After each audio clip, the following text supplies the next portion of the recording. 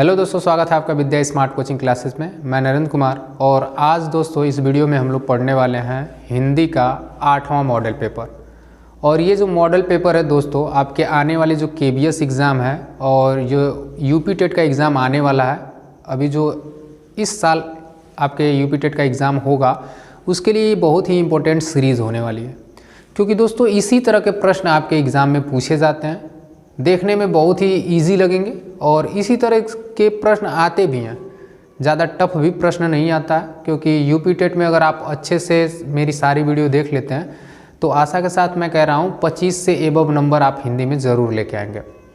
और आपको बता दें दोस्तों कि हम लोग EVS का भी 3 वीडियो अपलोड कर चुके हैं। अगर उसको भी आप नहीं देखे हैं और पीछे की हिंदी की वीडियो देखना चाहते हैं तो इस वीडियो के बाद डिस्क्रिप्शन बॉक्स में जाइएगा, एक प्लेलिस्ट मिलेगी EVS और हिंदी का, उसमें जा करके आप देख लीजिएगा। चलिए दोस्तों, ज़्यादा देर न करते हुए हम लोग वीडियो स्टार्ट करते हैं। स्टार्ट करने से पहले अगर अभी तक आप वीडियोस को लाइक नहीं तो वीडियोस को ज़रूर लाइक कर दीजिएगा और इस चैनल को सब्सक्राइब भी कर दीजिएगा। अपने दोस्तों में इस वीडियो को शेयर भी कर दीजिए। तो चलिए दोस्तों, आज का जो कि हम लोग पहला प्रश्न स्टार्ट करते हैं। ये पहला प्रश्न आपकी स्क्रीन पर है दोस्तों, और देखते हैं इस प्रश्न में क्या पूछ रहा है। दिए गए वाक्यांश के लिए एक शब्द दीजिए। ये वाक्यांश दिया गया है, इसके लिए एक शब्द आप क्या इस्तेमाल करेंगे या क्या आप देंगे, उसके लिए देखिए। जिसकी कल्पना न की जा सके। दोस्तों जिसकी हम लोग कल्पना तक न कर सकें उसके लिए एक शब्द इस्तेमाल किया जाता है, उसी शब्द को आपको इसमें बताना है। और 4 विकल्प आपके दिए गए हैं: कल्पनातीत, कदन, कलब और कर्मठ। ठीक है, तो चलिए इनको एक एक करके हम लोग यहाँ पे देखेंगे और एक एक का अर्थ देखेंगे और हमको समझ में आ जाएगा। देखिए, कदन दोस्तों किसे कहते हैं? कदअन उसे कहते हैं जो अन्न खाने योग्य न हो, खाने योग्य न हो। दोस्तों जो अन्न खाने योग्य नहीं होता है उसे हम लोग कदन्न कहते हैं। और कलब, हाथी के बच्चे को दोस्तों, हाथी के बच्चे को, हाथी के बच्चे को दोस्तों हम लोग कलब कहते हैं। ठीक है, ये देख लेंगे। और कर्मठ किसे कहेंगे, इसको देखते हैं। जो अपने क्रम के प्रति, जो अपने कर्म के प्रति, कर्म के प्रति तत्पर हो। जो दोस्तों अपने कर्म के प्रति तत्पर होता है उसे हम लोग कर्मठ बोलते हैं। और ये जो है कि कल्पनातीत होगा, जिसकी कल्पना न की जा सके, जिसकी कल्पना न की जा सके दोस्तों, उसके लिए हम कल्पनातीत शब्द इस्तेमाल करते हैं। और कदन, जो अन्न खाने योग्य न हो उसे हम लोग कदन बोलते हैं। और कलब, हाथी के बच्चे को क्या बोलते हैं? कलब बोलते हैं। और कर्मठ, जो अपने कर्म के प्रति क्या हो, तत्पर हो, उसे हम लोग कर्मठ बोलते हैं। तो इससे आपका पहला इसमें आंसर सही हो जाएगा। आगे चलते हैं और अगला प्रश्न देखते हैं। अगला प्रश्न है, ये भी दोस्तों वाक्यांश के लिए एक शब्द भी इसमें भी बताना है। वाक्यांश के लिए एक शब्द बताना है जिसका कुछ समय में नाश हो जाए या विनाश हो जाए। जो कुछ क्षण में ही जिसका विनाश हो जाए दोस्तों, उसके लिए हम लोग क्या एक इसमें हम लोग शब्द इस्तेमाल करेंगे? क्षम्य, क्षणभंगुर, क्षितिज या क्षुधातुर। ठीक है, इन चारों विकल्पों में अगर आपको विकल्प आता है तो जल्दी से आप क्या करिए, इसका आंसर दे दीजिए। अगर नहीं आता है तो इसका जो है कि एक एक करके हम लोग इसका देखेंगे। ठीक है, अब चलिए एक एक करके सबको देखते हैं। क्षम्य का होता है दोस्तों जिसे क्षमा किया जा सके या जो क्षमा योग्य हो, जो क्षमा योग्य हो। जो क्षमा योग्य होता है दोस्तों उसके लिए हम क्षम्य शब्द इस्तेमाल करते हैं। और क्षितिज दोस्तों, जहाँ धरती और आकाश मिले, जहाँ धरती और आकाश,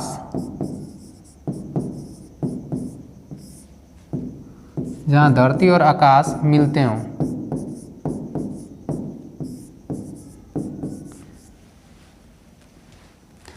जहाँ धरती और आकाश, जहाँ धरती और आकाश मिलते हुए दिखाई देते हैं उसको हम लोग क्षितिज कहते हैं। अब क्षुधातुर देखेंगे दोस्तों किसे कहते हैं? जो भूख मिटाने के लिए, जो भूख मिटाने के लिए, जो भूख मिटाने के लिए बेचैन हो,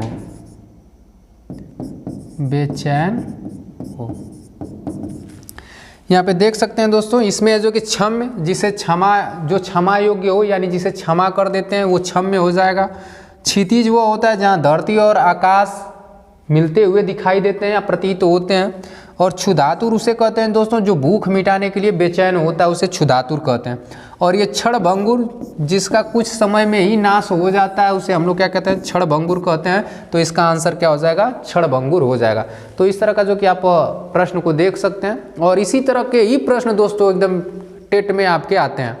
और इस तरह के प्रश्न जैसा कि एसएससी जीडी में भी इसी तरह के प्रश्न पूछ देते हैं, ठीक है। तो ये प्रश्न बहुत ही इंपॉर्टेंट है, इन प्रश्नों को याद रखिए। उसके साथ साथ ये जो चारों हम लोग विकल्प को देखते हैं वो सबसे इंपॉर्टेंट है, ठीक है। तो अब आगे चलते हैं और अगला प्रश्न देखेंगे। अब देखेंगे दोस्तों तीसरा प्रश्न आपका क्या कह रहा है, कबूतर कौन सी संज्ञा है। अब इस कबूतर में दोस्तों आपको संज्ञा बताना है, जातिवाचक संज्ञा होगा, भाववाचक, समूहवाचक या व्यक्तिवाचक। तो चलिए एक एक करके सबको हम लोग यहाँ पे देखते हैं और ये आपको आंसर इसका पता चल जाएगा।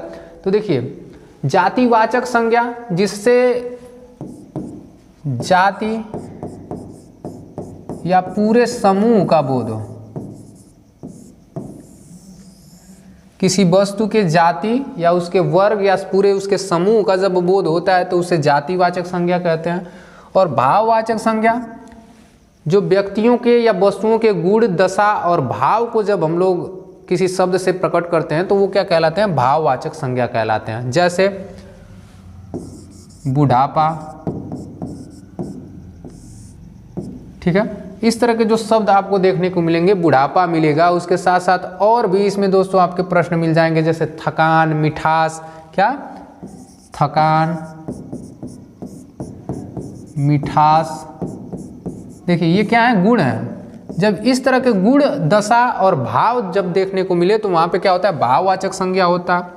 और समूहवाचक संज्ञा, जहाँ व्यक्ति या वस्तुओं के समूह का पता चलता है वहाँ क्या होता है, समूहवाचक संज्ञा होती है। जैसे सैनिक, ठीक है दोस्तों, जहाँ पे व्यक्ति के भाव, गुण या दशा को प्रकट किया जाए वहाँ कौन से शब्द होते हैं, भाववाचक संज्ञा होती है वे शब्द। और समूहवाचक, जहाँ पे दोस्तों एक समूह का बोध हो, ठीक है, तो वहाँ क्या होता है, समूहवाचक। जैसे सैनिक, उसके बाद मंडली, और दोस्तों झुंड। तो इस तरह के जो शब्द मिलेंगे वो क्या होंगे, आपके समूहवाचक संज्ञा होंगे। और व्यक्तिवाचक संज्ञा, जिसमें किसी व्यक्ति या वस्तु के एक प्रॉपर नाम का बोध होता है। जैसे किसी वस्तु के, व्यक्ति के स्थान का पता चले तो क्या होता है, व्यक्तिवाचक संज्ञा होता है। जैसे ताजमहल, लाल किला, ये क्या है दोस्तों, केवल एक है। जैसे नदियों के नाम, पर्वतों के नाम, ये क्या है, टोटल व्यक्तिवाचक संज्ञा के अंतर्गत आते हैं। जैसे हिमालय हो गया दोस्तों, हिमालय, ताजमहल, ये क्या है, आपके व्यक्तिवाचक संज्ञा। लेकिन कबूतर जो शब्द है दोस्तों, कबूतरों की क्या होती है, जाति होती है, तो यहाँ पे जातिवाचक संज्ञा हो जाएगा। क्योंकि कबूतर कई कलर के होते हैं, सफ़ेद कलर के कबूतर, फिर जो आम कलर के कबूतर पाए जाते हैं वो कबूतर, ठीक है। तो कबूतरों की क्या होती है दोस्तों, जाति होती है, तो यहाँ पे क्या हो जाएगा, जातिवाचक संज्ञा ये हो जाएगा। अब आगे चलते हैं और अगला प्रश्न देखते हैं। उत्कर्ष शब्द में कौन सा उपसर्ग है, ठीक है। तो जाहिर सी बात है दोस्तों, आपको साफ साफ यहाँ पे दिख रहा होगा, उत उपसर्ग लगा हुआ है, तो यहाँ पे इसका आंसर क्या हो जाएगा, उत हो जाएगा, ठीक है। इसमें कुछ बताने को है नहीं। अब आगे चलते हैं। अगला प्रश्न है, हमजोली शब्द में कौन सा उपसर्ग है। यहाँ पे भी देखिए ज़्यादा टाइम लेने की ज़रूरत है नहीं, क्योंकि इतने ईजी प्रश्न हैं ये। और आप लोग बोलेंगे सर एकदम इजी प्रश्न करवा रहे हैं, इजी प्रश्न कुछ नहीं है, ऐसे ही प्रश्न आपके यूपी टेट में पूछे जाते हैं। तो हमजोली में दोस्तों कौन सा उपसर्ग होगा, तो यहाँ पे आप देख सकते हैं हम लगा हुआ है, तो क्या होगा, हम उपसर्ग यहाँ पे हो जाएगा। अब आगे चलते हैं और अगला प्रश्न देखते हैं। नरेश में कौन सी संधि है, ठीक है दोस्तों। यहाँ पे नरेश में आपको संधि बताना है, गुण संधि होगी, दीर्घ संधि होगी, वृद्धि होगी, व्यंजन होगी, ठीक है। तो चलिए सबसे पहले आपको बता दें दोस्तों, जब ए की मात्रा मिले या आपकी ओ की मात्रा मिले तो यहाँ पे हमेशा क्या होता है, आपकी गुण संधि होती है। क्या होती है दोस्तों? गुण संधि होती है।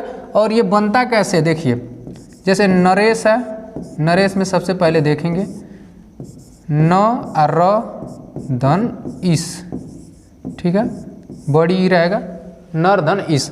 अब देखिए दोस्तों, इसमें जो है कि अगर इसको तोड़ेंगे तो इसको नर धन अ हो जाएगा और ये क्या हो जाएगा, बड़ी ई हो जाएगी और प्लस स हो जाएगा, ठीक है।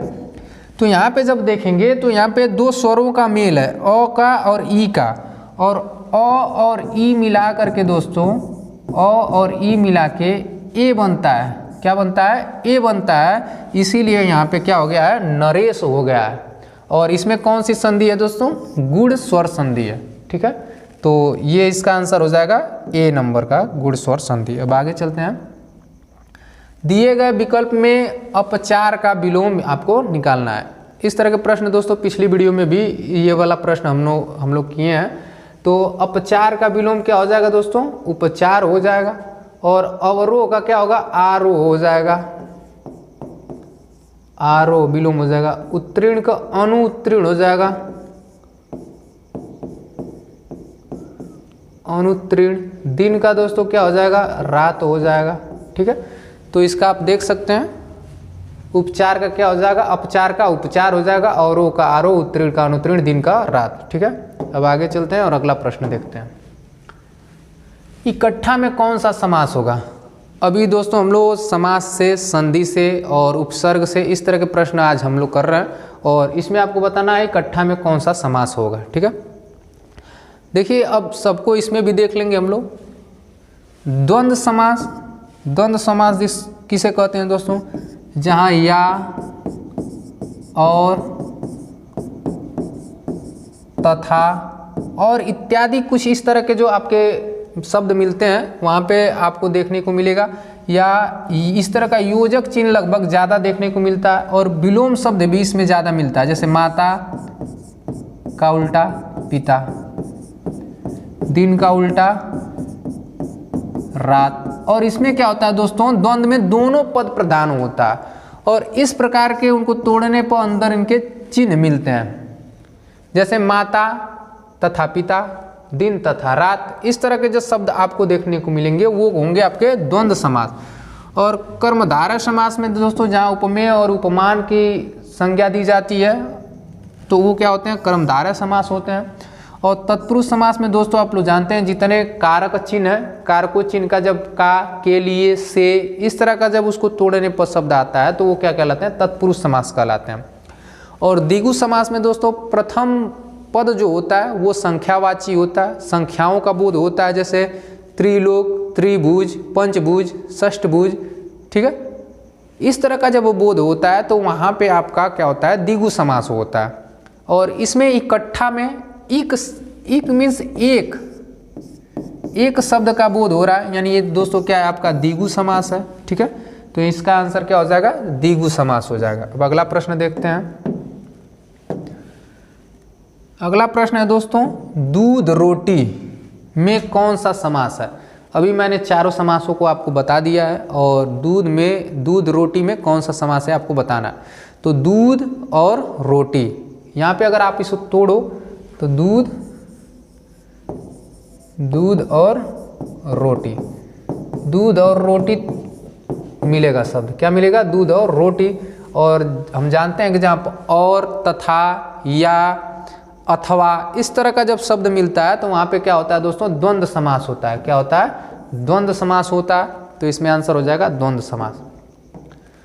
अब अगला और आज का लास्ट प्रश्न देखते हैं दोस्तों। और इस लास्ट प्रश्न को करने से पहले आपको बता दें, अगर अभी तक वीडियो को लाइक नहीं किया तो ज़रूर वीडियो को लाइक कर दीजिएगा और अपने दोस्तों में भी इसको शेयर करिए। चलिए आज का जगह लास्ट प्रश्न देखते हैं।